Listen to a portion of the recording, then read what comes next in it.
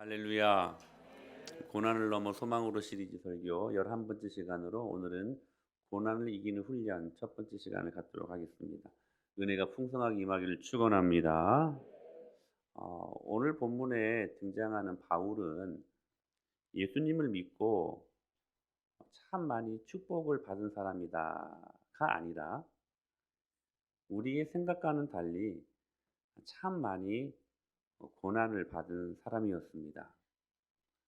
고린도후서 1장 24절로 말씀을 보면 유대인들은 사람을 매로 다스리는 형벌을 내릴 때에 40대를 맞으면 죽는 줄 알았어요. 그래서 40대에다 한 대 감한매 39대를 때리도록 되어 있습니다. 그 형벌을 몇 번 받았어요? 5번 받았고요. 태형이라고 하죠. 몽둥이로 두들겨 맞은 적이 3번이 있었고, 그리고 돌에 맞아 죽을 뻔한 일이 1번 있었고, 배 타고 가다가 파산한 일이 지난주에 이야기했던 것처럼 3번이 있었습니다. 배고프고 목마르고 춥고 헐벗고 그리고 정말 힘든 거 배신당하고 그 외에 수많은 위험과 고통을 오히려 예수님을 영접하고 난 후에 바울이 그 고난을 당하고 있었다라고 말씀을 하십니다. 그런데 바울이 그 모든 고난을 어떻게 극복하고 어떻게 이겨낼 수 있었을까? 오늘은 그 바울의 이야기를 통해서 고난을 어떻게 이겨내야 할지 한번 배우는 시간들을 갖도록 하겠습니다. 바울은 흔히 우리가 말하면 나랑은 차원이 전혀 다른 더 높은 레벨의 사람이라고 감히 범접할 수 없는 사람이라고 우리가 그렇게 쉽게 생각하기 때문에 바울은 그런 고난 정도야 당연히 견디기 쉬웠을 것이라고 생각하기 쉽습니다. 그러나 전혀 그렇지 않습니다. 바울에게 무슨 특별한 능력이 있어 가지고 바울이 어떤 고난도 너끈히 이겨내는 그러한 사람이 아니었다는 거예요. 서신서를 보면 바울이 어떤 고난 앞에 심히 두려워 떨었다 이런 표현들도 있습니다. 그러니까 고난 앞에서는 믿음이 있는 사람이나 그렇지 못한 사람들이나 다 똑같습니다. 다 두렵고 다 떨리게 하는 긴장의 그러한 모습들이라는 것이죠.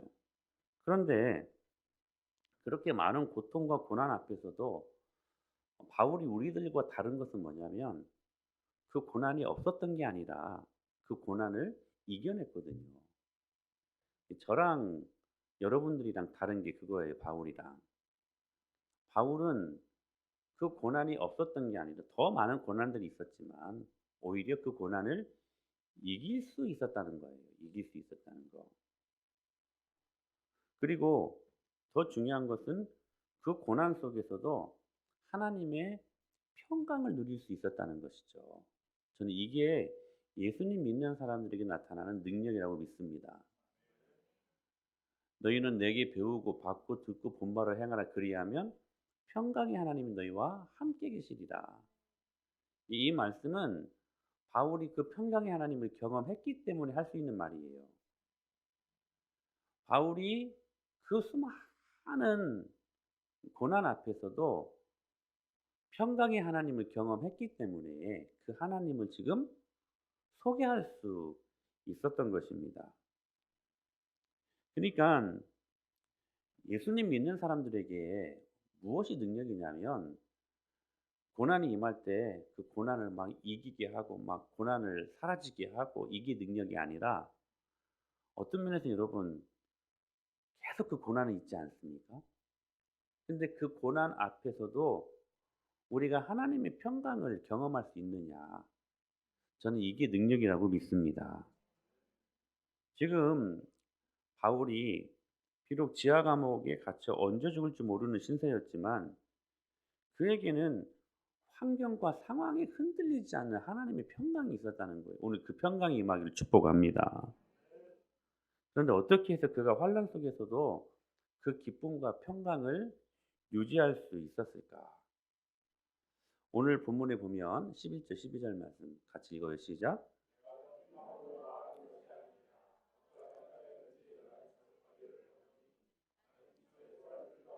풍부에 처할 줄도 알아 모든 일 곧 배부름과 배고픔과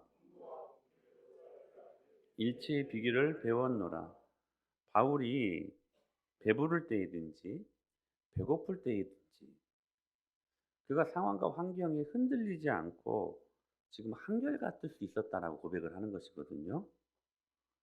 수없이 고문과 수없는 죽음을 마주하는 바울이 어떻게 그렇게 평온할 수 있었을까? 지금 바울은 이 11절 12절 말씀을 보게 되면 극과 극이 되는 상황이 있었잖아요. 근데 상황이 하나님이 주시는 평강을 빼앗아갈 수 없었다는 것을 지금 말씀하는 거예요, 이 말씀이. 어떻게 하면 이러한 평강을 유지할 수 있었을까? 솔직히 우리는 누가 거슬리는 말 한마디만 하면 조금만 섭섭하게 해도 밤에 잠을 못 이루고 때로는 이 분노를 이기지 못할 때가 참 많지 않습니까? 그런데 바울에게는 그냥 그렇게 살아갈 수 있는 타고난 성품이 있었는가? 그렇지 않은 것 같아요. 바울이 이에 대해 뭐라고 말하냐면 굉장히 중요한 말을 합니다. 일체의 비결을 배웠대요. 배웠대요. 그냥 타고난 성품이 아니라 바울에게 주어진 어떤 특별한 능력 때문이 아니라 비결을 뭐 했다는 거예요? 배웠다는 거예요. 배웠다는 거. 배웠다는 거. 그게 무슨 말이에요? 바울이 이러한 상황 속에서도 하나님의 평강을 유지할 수 있는 비결을 배워서 그 평강을 경험하며 살았다면 우리도 어떻게 해요? 배워서 그 평강을 유지할 수 있게 된다는 거예요. 오늘 그 은혜를 경험할 수 있게 되길 축복합니다. 그런데 여기에서 반드시 짚고 넘어가야 될 게 있는데 그게 뭐냐면 평강이 무엇인지 그 정의를 바르게 내릴 필요가 있다는 거예요. 평강.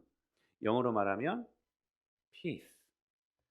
peace 하잖아요. peace 하잖아요.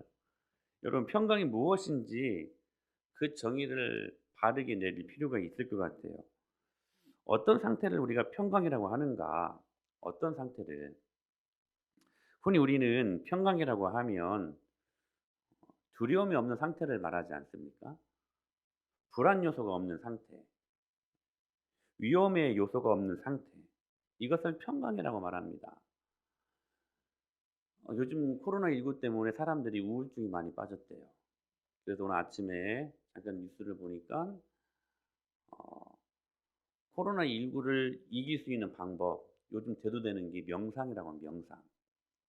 좋은 음악을 듣고 좋은 차를 마시면서 좋은 생각을 하면 이길 수 있다라고 뉴스에서 이야기를 하더라고요. 여러분, 평강이 그런 것입니까? 두려움이 없는 상태, 불안 요소가 없는 상태, 위험의 요소가 없는 상태를 평강이라고 부릅니까? 그래서 이와 관련된 많은 책도 있고 많은 인터넷에 글도 있는 것 같습니다.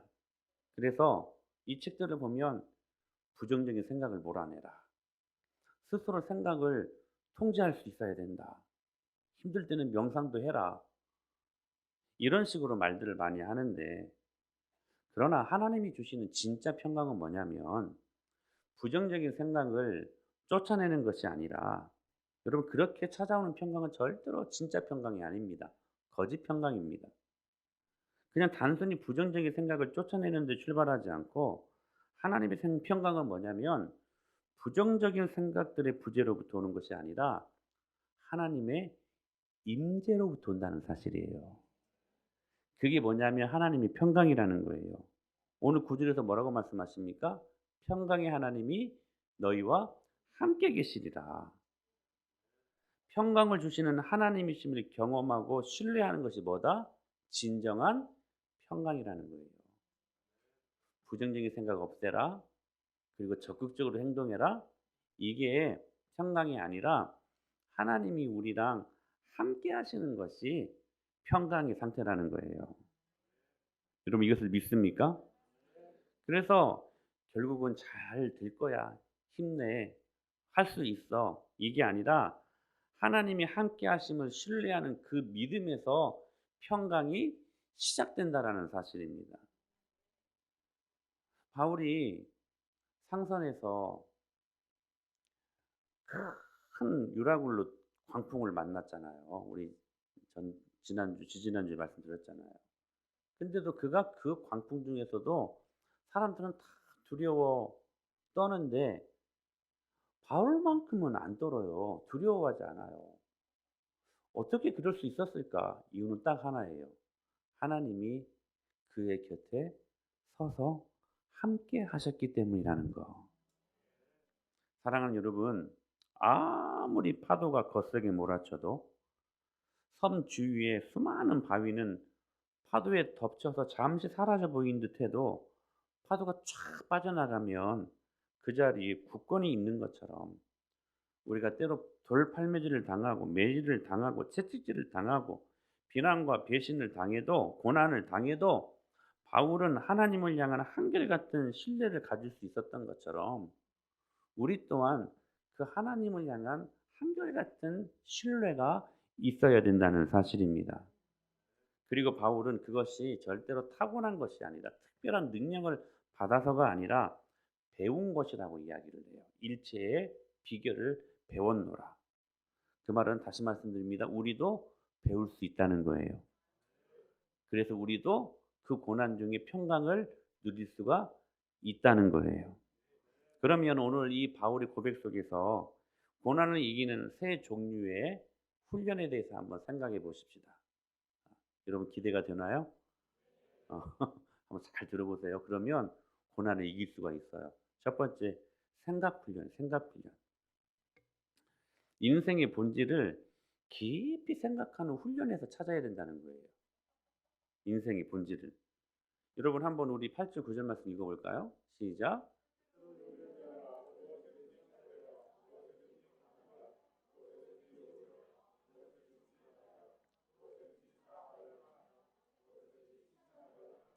무슨 덕이 있든지 이것들을 생각하라. 너희는 내게 배우고 받고 듣고 본 바를 행하라. 그리하면 자 보세요. 우리가 주의해야 될 동사가 생각하라인데 생각하면 평강의 하나님이 너희와 어떻게 하신다고요? 함께 계신대요. 이게 비결이에요.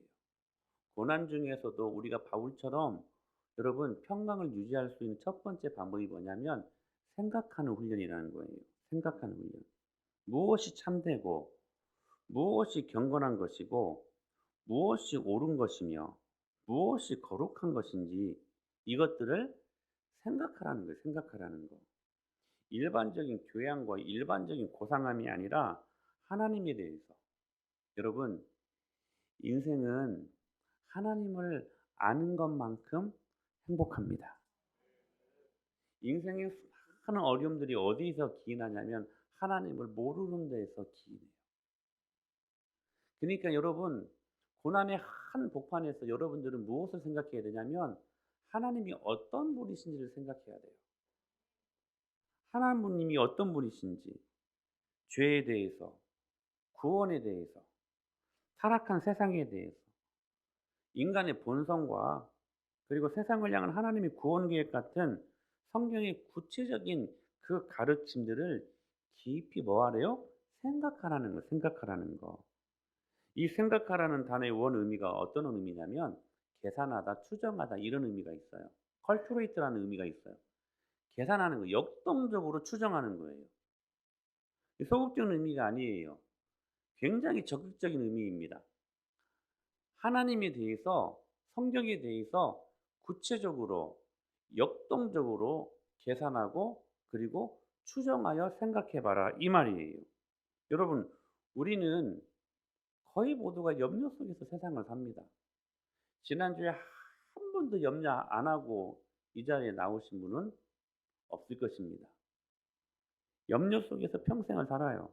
그 대표적인 이야기를 아시잖아요. 우산장수, 집신장수 어머니 이야기. 이 어머니는 날마다 염려만 해. 비가 오면 어떤 아들이 염려가 돼요? 집신장수 아들이. 만약에 해가 쨍쨍 내릴 쯤에 어떤 아들이 염려스럽습니까? 우산장수. 근데 여러분 그 생각의 차이 아닙니까? 그거 살짝만 바꾸면 해가 쨍쨍 내릴 때는 날에는 집신 장사하는 내 아들이 오늘은 돈 많이 벌겠구나 감사할 수 있는 것 아닙니까? 만약에 비가 많이 내리는 날에는 우리 우산 장사하는 내 아들이 오늘 돈 많이 벌겠구나. 여러분 생각 한 끗 차이 아닙니까? 그렇잖아요. 근데 어떤 면에서는 우리는 그 염려를 만들어서 하는 것 같아요. 만들어서. 만들어서. 그런데 중요한 게 뭐냐면 왜 우리가 이 염려를 하느냐. 우리는 생각을 너무 많이 하기 때문에 염려하는 거라고 말하는데요. 실은 그렇지 않아요. 염려는 생각하지 않기 때문에 하는 거래요. 생각하지 않기 때문에. 주님이 이렇게 말씀하셨잖아요. 공중의 새를 보라. 심지도 않고 거두지도 않고 창고에 모아들이지도 아니하되 같이 읽어요. 너희 하늘 아버지께서 기르시나니 너희는 이것들보다 귀하지 아니하. 여러분 이 말씀 믿습니까? 이 말씀 믿고 사십시다. 예수님 하나님이 말씀하신 거 아닙니까? 공중의 새를 보라. 이 보라가 룩이 아니에요. 컨시더예요. 계속 그런 말씀드리죠. 컨시더. 그러니까 생각 좀 해보라는 생각 좀. 생각 좀 깊이 묵상해 보라는 거예요. 들에 백합화를 봐라. 근데 어떻게 말씀하셨어요? 어떻게 자라는가 생각해 보래요. 룩이 아니에요. 제발 좀 역동적으로 계산하여 추정해 보라는 거예요. 저기 날아가는 저 참새, 이름 모를 새. 요즘 신혼이가 계속 이제 방학이라 4월 달에 개학한다며요. 신혼이가 죽으려고 그래요. 학교 가고 싶어 죽겠대요. 근데 이제 집에서만 엄마의 감시하에 공부를 하잖아요. 지금 고3이라는 시간들을 보내고 있는. 감시해야 돼. 감시해야 공부를 열심히 하더라고. 어. 엄마만 떴다 하면 좀 쉬어 보니까. 너무 힘드니까 한 번씩 "아빠 바람 좀 쐈으면 좋겠어." 그래서 간혹 일주일에 한 두세 번 정도 이 뒷산을 탑니다. 타다 보면 얼마나 이름 모를 새가 많은지 몰라요. 참새, 종달새인지 모르겠어요. 여러 이름 모를 새들이 얼마나 많은지 몰라요. 어. 여러분 그 이름 모를 새 누가 여러분 눈길이라도 줍니까? 근데 그 새마저도 주님은 기르시고 먹이신대요. 그러면서 하시는 말씀이 어 하물며 너희일까 보냐. 너희보다 그게 귀한 것들이냐. 어 들의 백합화를 봐라. 여기 산에 이제 입구에 보니까 매화꽃이 하나 폈더라고요. 매화는 이름이 있는 꽃이죠. 근데 봄 되면 여러분 얼마나 수없이 들에 이름 모를 들꽃들이 많습니까? 근데 그런 꽃들도 하나님이 기르신대요. 생각 좀 해 봐라. 하물며 너희일까 보냐. 여러분 우리가 왜 염려합니까? 생각하지 않기 때문에 하는 거라는 거예요. 우리가 왜 시험에 자꾸 빠집니까? 생각하지 않기 때문에 그렇다는 거예요. 왜 우리가 결정적인 순간에 그 시험을 통과해야 되는데 왜 계속 미끄러지고 왜 계속 넘어집니까? 생각하지 않기 때문이라는 거예요. 어느 분의 말처럼 원죄는 생각의 게으름이래요. 원죄는. 참 설득력 있는 말 아닙니까? 원죄를 누가 범했습니까? 아담과 하와가 범했잖아요. 하나님처럼 되고 싶은. 근데 그 순간에 하나님이 어떤 분이신가 깊이 생각할 수 있었다면 선악과 안 따먹었을 거라는 것이죠. 원죄는 왜 일어났는가? 생각의 게으름에서 생각하지 않았기 때문에. 생각하지 않았기 때문에. 그래서 여러분 주님이 이렇게 말씀하셨어요. 로마서 8장 18절 말씀. 시작.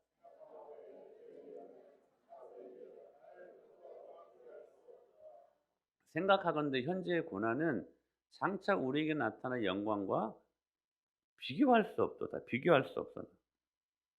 좋게 비교할 수 없도다.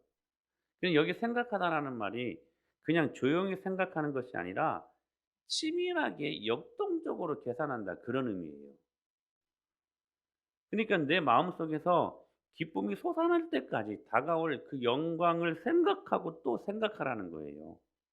근데 우리는 부정적인 것에 대해서는 치밀할 정도로 역동적으로 계산하며 생각합니다. 근데 왜 우리 인생들이 하나님이 우리 인생들에게 행하신 그분의 그 위대한 일들을 왜 역동적으로 왜 연구하며 치밀하게 계산하며 생각하지 못하는지. 우리는 고난 속에 있는 자들에게 필요한 것이 흔히 위로라고 생각합니다. 위로. 오늘도 위로받기를 기대하며 나오셨습니까? 오늘 하나님의 위로가 임하기를 축복합니다. 그래서 교회 와도 위로만 받으려고 하면 위로 받아야지요. 근데 위로만 받으려고 하면 안 된다는 거예요. 현실을 직면하고 그 안에 머물러 치밀하게 계산하듯이 우리는 그 하나님을 생각하는 것을 굉장히 싫어하게 되어 있다는 사실입니다. 그래서 히브리서 3장 1절에서는 이렇게 말합니다. 시작. 그러므로 함께 하늘의 부르심을 받은 거룩한 형제들아, 우리가 믿는 도리의 사도이시며 대제사장이신 예수를 깊이 생각하는 이 말씀이 계속 그 말이에요. 치밀할 정도로 역동적으로 계산하여 깊이 생각하라, 그 말이에요. 사랑하는 여러분, 이 훈련이 일어나야 우리가 고난 중에서도 하나님의 평강을 여러분 우리가 경험할 수 있게 된다는 사실입니다. 이걸 잊어버리니까 계속 잡생각, 세상의 부정적인 생각들이 내 안에 치밀하게 역동적으로 그것들이 내 안에 들어와서 하나님의 말씀을 잊어버리게 한다는 사실이에요. 히브리서 12장 3절에 뭐라고 말씀하십니까? 시작. 너희가 피곤하여 낙심하지 않기. 아멘. 생각하래요. 우리 믿음 생활이요. 생각을 안 해야 믿음 생활을 한다고 말하는데 성경은 계속해서 생각하래요. 이 평강은 믿음의 의미를 캐내는 생각의 훈련에서 출발되어진다는 거예요. 여러분 무슨 뭐 긍정적인 생각, 할 수 있다, 자기 체면 거는 그런 생각, 뭐 적극적인 사고방식 이걸 말하는 게 아니에요. 바울이 말하는 것이 이것입니다. 크고 높게 생각하라는 거예요. 그게 뭐냐? 하나님이 하신 일들을 생각하라는 거예요. 하나님이 어떤 분이시고 오늘 나에게 어떤 일들을 행하셨고 우리는 그분 안에 어떤 존재이고 온 인류의 역사를 주관하시는 하나님, 그 하나님이 하나님의 섭리로 어떻게 역사를 어떻게 그렇게 이끌어가고 있는지, 그분이 당한 고난과 우리에게 주신 약속이 어떤 것인지, 우리를 어떻게 사랑했는지 그거 깊이 생각하라는 거예요. 사랑하는 여러분, 오늘 저와 여러분들이 생각 훈련을 통하여서 고난 중에서도 평강을 유지할 수 있게 되길 축복합니다. 나는 용서받은 의인이다. 나는 구원받은 영혼을 소유한 사람이다. 할렐루야. 생각하라는 거예요. 나는 전능하신 하나님이 함께하는 사람이다. 더러운 것들이 내 앞에 얼씬되지 못하는 거예요. 왜? 전능하신 하나님 나와 함께 하시니까. 여러분 이 사실들을 치밀하게 추정하여 역동적으로 계산에 넣으십시오. 부정적인 생각이 틈을 타지 못하도록 나는 거룩하고 성령 충만한 사람이다. 할렐루야. 믿습니까? 여러분은 거룩하고 성령 충만한 사람들임을 믿습니다. 그리고 또 선포하는 거예요. 나는 고침받고 건강한 사람이다. 여러분 우리가 죄로부터 고침받고 하나님이 허락하시는 건강함을 유지받은 여러분 사람들 아닙니까? 나는 모든 저주에서 자유하고 해방되었다. 아멘. 나는 야망에 묶인 사람이 아니라 하늘의 꿈과 하늘의 비전을 가진 사람이다. 하나님은 나를 통해 반드시 하나님의 비전을 이룬다. 있습니까? 우리 마지막 같이 읽어요. 시작. 나는 예수님이 함께 하시니 반드시 잘 된다. 아멘. 내가 열심히 일해서가 아니라 내가 열심히 땀을 흘려서가 아니라 주님이 나와 함께 하시니 반드시 나는 잘 될 것이다가 아니라 잘 된다. 할렐루야. 생각하라는 거예요. 더러운 것들이 틈을 타지 못하도록 이 생각들로 여러분들이 계속해서 날마다 훈련할 수 있어야 된다는 사실이에요. 그러면 고난 중에서도 우리도 바울처럼 하나님의 평강을 유지하여 그 고난을 이길 수 있게 된다는 거예요. 여러분 생각하십시다. 두 번째, 고난을 이기는 또 하나의 훈련이 바로 감사 훈련입니다. 감사 훈련. 여러분 생각 훈련이 되면요, 뭐가 일어나냐면 감사가 됩니다. think, think, think, thank, thank, thank. 생각하면 감사가 터져 나온다는 거예요. 여러분 왜 감사하지 못합니까? 생각하지 않기 때문에 그래요. 하나님이 우리 인생들을 향하여 위대한 영광을 보여주신 그 일들을 생각하지 않기 때문에. 6절에서 이렇게 말씀하셨죠? 시작.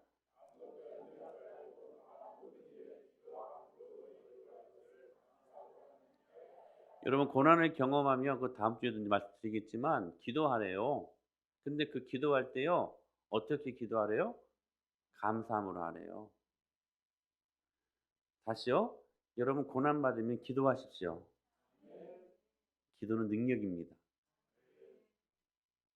기도는 능력이. 기독교 최고의 여러분 복음의 핵심이 뭐냐면 기도입니다. 기도하면 고난 이깁니다. 근데 어떻게 기도하래요? 감사로 기도해요. 감사로. 이 구절을 자세히 한번 보십시오. 사실 조금 논리적으로 알맞습니다. 자, 이게 더 맞아요. 너희 염려를 하나님께 아뢰고 그가 만약에 응답하신다면 그 응답하심에 감사하라. 이렇게 말해야 맞습니다. 이게 논리적으로 맞습니다. 그런데 어떻게 응답하실지도 모르는 상태에서 구하면서 동시에 감사하래요. 동시에 감사하래요. 여러분 저는 이게 기독교가 주는 말씀의 능력이라고 믿습니다. 구할 때 미리 감사하는 거예요. 왜요? 주님이 이루실 것들을 믿으니까. 이 기도응답은 언제 되는 거예요? 기도할 때 되는 거야. 그러니까 이게 우리가 잘 훈련이 되어야 돼요. 우리가 무언가를 하나님께 간구할 때 우리가 신뢰해야 되는 건 뭐냐면 우리의 모든 삶의 영역이 하나님의 손 안에 있다는 것을 믿고, 할렐루야. 그분은 우리와 비교할 수 없을 만큼 지혜로우신 분이시다. 이걸 신뢰하는 거. 이게 신뢰가 되면 우리 안에 감사가 일어나는 거예요. 요셉이 형들에게 이런 말을 하지 않았습니까? 시작.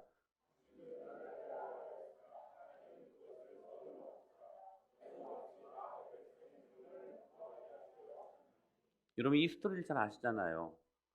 형들이 악으로 요셉을 대했습니다. 근데 하나님의 섭리를 알았던 요셉은 악을 악으로 대하지 않았어요. 악을 무엇으로 이겼어요? 선으로 이겼어요. 근데 요셉이 그렇게 고백하는 거예요. 당신들은 나를 해하려 하였으나 하나님은 그것을, 이 말씀이 중요해요. 진짜 중요한 말. 그것을 선으로 바꾸셨대요. 선으로 바꾸셨대요. 사랑하는 여러분, 이게 하나님의 섭리예요. 하나님은 결국 우리를 선하게 하시는 분이십니다. 토브. 선으로 바꾸사. 선으로 바꾸사. 바울도 비슷한 고백을 해요. 로마서 8장 28절에서 시작. 우리가 알거니와 하나님을 사랑하는 자 곧 그의 뜻대로 부르심을 입은 자들에게는 모든 것이 합력하여 선을 이루느니라. 할렐루야. 모든 것. 이 말이 절대로 그냥 감상적인 말이 아니에요. 아무리 나쁜 일에도 그냥 밝은 미래가 있다, 긍정적으로 생각하자, 이 정도가 아니라는 거예요. 모든 일, 그것이 매우 나쁜 일이라 하더라도, 여러분 요셉에게 있어서는 진짜 나쁜 일이잖아요. 어떻게 형들이 그럴 수가 있어요? 어떻게 형들이 자신을 죽이겠다고 웅덩이를 파고 그걸 팔아버립니까? 여러분 이거 되게 곱씹으면 그 열받지 않아요? 어? 아마 원망으로 불평으로 살아도 누가 말 못할 상황 아닙니까? 근데요, 요셉은요 하나님의 섭리를 알았고 그리고 그 섭리를 믿었던 사람이었다는 거예요. 그러니까 함부로 악을 악으로 갚지 않았어요. 그러니까 그것이 요셉에게 있어서 매우 나쁜 일이라고 하더라도 하나님이 그것을 다스리신다. 그걸 알았어요, 그것을. 그러니까 바울도 그것을 알았어요. 배부를 때이든지 배고플 때이든지 풍부에 처할 때이든지 궁핍에 처할 때이든지 우리는 여러분 이쪽에 있는 것도 다 싫어하잖아요. 가난하고 배고프고 헐벗고 누가 좋아합니까? 근데 바울은 뭐라고 고백하냐면 그 모든 것들을 이겨내는 일체의 비결을 배웠다고 하면서 데살로니가전서에는 뭐라고 말씀하시냐면 "내가 범사에 감사했다." 이렇게 말합니다. 범사에 감사했다. 여러분 이것은 누구나 할 수 있는 고백이 아닙니다. 하나님의 섭리를 정말로 믿는 사람들은 그래서 여러분 범사에 감사하게 되어 있다는 거예요. 악한 의도로 비롯된 일이라 할지라도 하나님은 그 일이 생기지 않았을 때보다 그 악한 일을 사용하셔서 더 큰 선을 이루시는 분이시라는 거예요. 이게 하나님이에요. 이게 하나님의 일하심이에요. 그러니까 여러분 예수님 믿는 저와 여러분들은 여러분 날마다 감사할 수밖에 없어요. 왜요? 그 하나님은 결국 모든 것들을 손으로 바꾸신 하나님이시기 때문에. 여러분 하나님의 자녀들은 절대 하나님이 손해되지 않게 하십니다.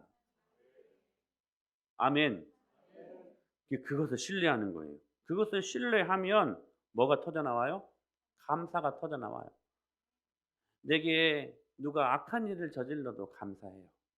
왜요? 그 일들을 통해 하나님이 손으로 바꾸실 수 있기 때문에. 내가 지금 물질적으로 힘듭니까? 아니요. 감사하십시오.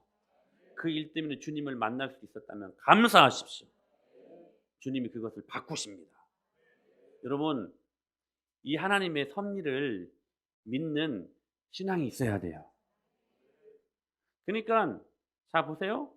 하나님이 모든 일의 주권자임을 인정하고 이제 그분을 신뢰하는 것을 넘어서 감사하는 거예요. 감사하는 거예요. 비록 그 결과가 내가 원하지 않는 상황이더라도 내가 기대하는 선보다 더 궁극적인 선으로 주님이 이루어 가실 것이기 때문에 그거 감사하는 훈련 해야 돼요. 여러분 훈련은 하면 할수록 늡니다. 나중에는요 감사가 라이프 스타일이 되는 사람들로 되기까지 주님이 훈련하라고 말씀하시는 거예요. 여러분 어떤 상황 속에서도 주님은 나를 반드시 선으로 인도하신다. 그 사실들을 철저히 생각하고 그리고 감사를 선포하십시오. 그러면 고난 중에서도 하나님의 평강을 유지할 수 있는 은혜를 경험하게 하실 것을 믿습니다. 마지막으로 사랑 훈련이에요. 자, 고난을 이기는 세 종류의 훈련. 첫 번째는 뭐라고요? 생각 훈련. 두 번째는 감사 훈련. 세 번째 사랑하는 훈련이에요. 8절 말씀 같이 한번 읽어볼까요? 시작.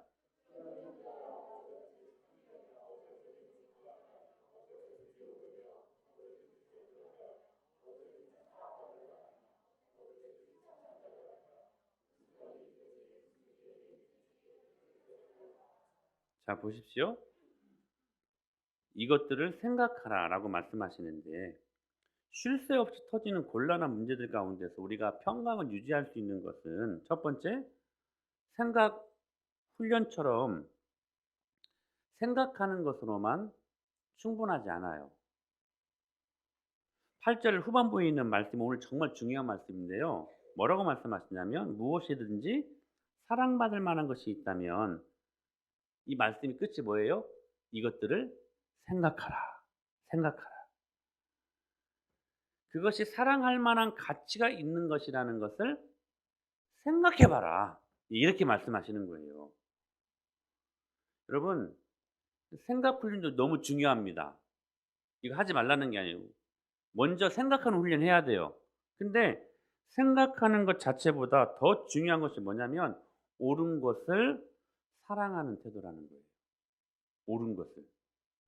여러분 질문합니다. 여러분이 가장 사랑하는 것이 무엇입니까? 하나님이십니까? 봐봐. 아멘 이렇게 나오잖아. 아멘 이렇게 나와야 되는데 안 하기도 그렇고 하자니 좀 찜찜하고 좀 마음이 좀 미안하고 그냥 이렇게 나오는 거예요. 다시 여러분 하나님 사랑하십니까? 에이 아멘. 이거 억지로 봐. 사랑해야 돼. 막 억지로 봐. 여러분 정말로 주님을 사랑하는가 질문하실 수 있어야 된다는 거예요. 많은 사람들이요. 하나님보다 직업, 가족, 재물, 성공 이런 것들에 최고의 가치를 두고 그런 것들을 따라가는 것을 보게 됩니다. 근데 여러분 자 보세요. 하나님 말고 사랑하는 그 직업, 뭐 재물, 뭐 건강, 뭐 성공, 성품 이런 거 여러분 이런 것들의 공통점이 뭔지 아세요? 영원하지 않다는 거예요. 언젠가는 사라지고 언젠가는 변하는 것들이라는 것이죠. 여러분 우리가 왜 평안을 누리지 못하는 줄 아십니까? 금방 사라질 것들 그것 쫓아가니까 그래요. 그거 막 보이니까 쫓아가다 사라져 버리니까 흔들리는 거야. 평강을 못 이루는 거예요. 그러니까 환경에 따라 사라지거나 환경에 따라 변하는 대상을 사랑하기 때문에 우리들 마음속에 평강을 유지하는 것이 쉬운 일이 아니라는 거예요. 단 하나 변치 않는 것. 여러분 부모도 자식도 배우자도 친구도 나에게 실망을 안겨줄 수 있지 않습니까? 하지만 단 하나 변치 않는 것, 단 하나 실망을 주지 않는 단 하나의 사랑, 이것은 사라지지 않습니다. 나의 모습과 형편에 토대를 두지 않는 사랑이에요. 그래서 하나님은 무조건적으로 저와 여러분들을 사랑하십니다. 여러분 이게 복음 아닙니까? 만약에 조건을 갖추고 우리를 사랑한다면 하나님 우리 사랑하실 수 있겠어요? 아니요. 그래서 무조건적으로 우리를 사랑하시는 거예요. 죽음조차 이 사랑을 빼앗아갈 수 없어요. 할렐루야. 내가 형편이 없고 내가 이루어 놓은 일도 별로 없고 별로 변변치 않고 자랑할 만한 일이 하나도 없더라도 절대로 끊어지지 않고 참담한 환경과 절망적인 상황에서 오히려 더 깊어지는 사랑, 하나님의 사랑. 우리가 그분의 사랑을 거두지 않는 한 주님은 결코 우리를 향한 사랑을 멈추지 않습니다. 이 말을 오해하지 않게 되기를 바랍니다. 무슨 말이냐면 하나님을 사랑해야 된다는 것이 세상에서 편하게 사는 것도 포기하고 그거 아닙니다. 편하게 사십시오. 가족들도 미워하라? 아니요. 가족들 사랑해야지. 이게 무슨 말이야. 모든 것을 다 버리고 하나님을 사랑하라는 말이 아니에요. 이 의미가 아니에요. 무슨 말이냐면 사랑의 순서를 바로잡으라는 거예요. 여러분 인생이 왜 행복하지 못한 줄 아십니까? 그 순서가 어긋나니까 그래요. 여러분 우리는 하나님을 제일 먼저 사랑할 때 그때 비로소 행복할 수 있는 존재들입니다. 우리가 하나님을 진짜로 사랑할 때 여러분의 남편과 여러분의 아내를 진짜로 사랑하게 되는 거예요.